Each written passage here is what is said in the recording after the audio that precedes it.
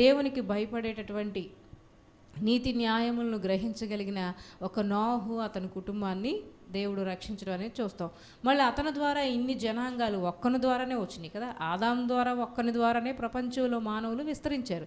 తర్వాత నోవాహు ఒక్క కుమారులు, తన ముగ్గురు కుమారుల ద్వారానే, నోవాహు ఒక్కడి ద్వారానే ప్రపంచంలో మళ్ళీ జనాంగాలు విస్తరించినాయి. అయితే వాళ్ళల్లో ఒక షేము, తర్వాత అటు చూస్తే మన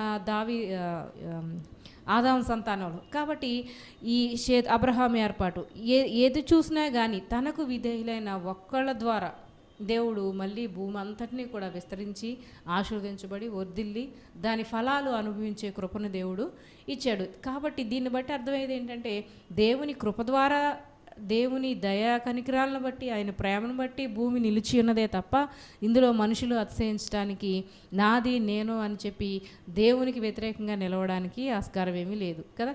ఇప్పుడున్న భూమి అయితే అగ్ని కొరకు ఎదురు చూస్తూ ఉంది. ఇప్పుడు విధేయులైన వాళ్ళని సంఘంగా సమకూర్చి దేవుడు తన యొద్దకు మధ్యాకాశానికి తీసుకెళ్ళి అవిధేయులైన వారిని అగ్నిగంధకాలతో మళ్ళీ భూమి అంతా అగ్ని కొరకు కాల్చబడడానికి సిద్ధంగా ఉందన్నమాట.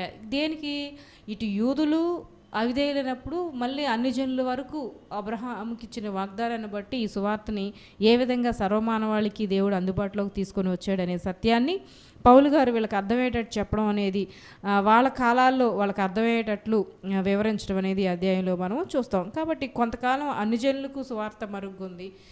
తర్వాత యూదుల అవిధేయతను బట్టి పౌలు గారు ఎవరికి? అన్ని జనులకు అపోస్తులుడు అనమాట.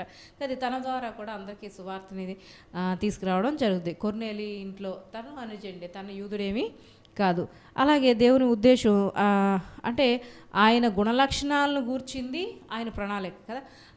ఈ విధంగా మానవులు తప్పిపోయారు, యేసుప్రభువుని లోకాన్ని పంపించడం, విమోచన, పాప విమోచన, దీని గురించి ముందే హెచ్చరించడం, ఇజ్రాయేలీని ఇలా రక్షకుడు మీలో నుంచే వస్తాడు, అతను ఈ విధంగా ఉంటాడు, ఈ విధంగా నలకొట్టబడతాడు, 53వ అధ్యాయం, ఇలాగ మానవాళ్ళందరి కొరకు శ్రమ పడతాడు అని వేల సంవత్సరాల్లో ఒకే ప్రణాళికను దేవుడు జీవగ్రంథం ద్వారా మానవుల ముందు పెట్టడం అనేది మనము చూస్తాం. కాబట్టి దేవుని గుణశీలాలని మనం ఈ భాగంలో చూస్తే ఆయన అనుగ్రహం, ఆయన కాఠిన్యం, ఆయన బుద్ధి, ఆయన జ్ఞానం ఎంతో ఉన్నతమైనవి అని చెప్పి దాని గురించి పౌలు గారు చెప్పడం అనేది చూస్తాం. కాబట్టి యేసుక్రీస్తు నందు సర్వమానవాళ్ళని ఒకే కుటుంబంగా ఒకరి ద్వారానే వీళ్ళు కలిగారు అనే సత్యాన్ని ఈ 11వ అధ్యాయంలో దేవుడు వివరించడం అనేది జరిగింది.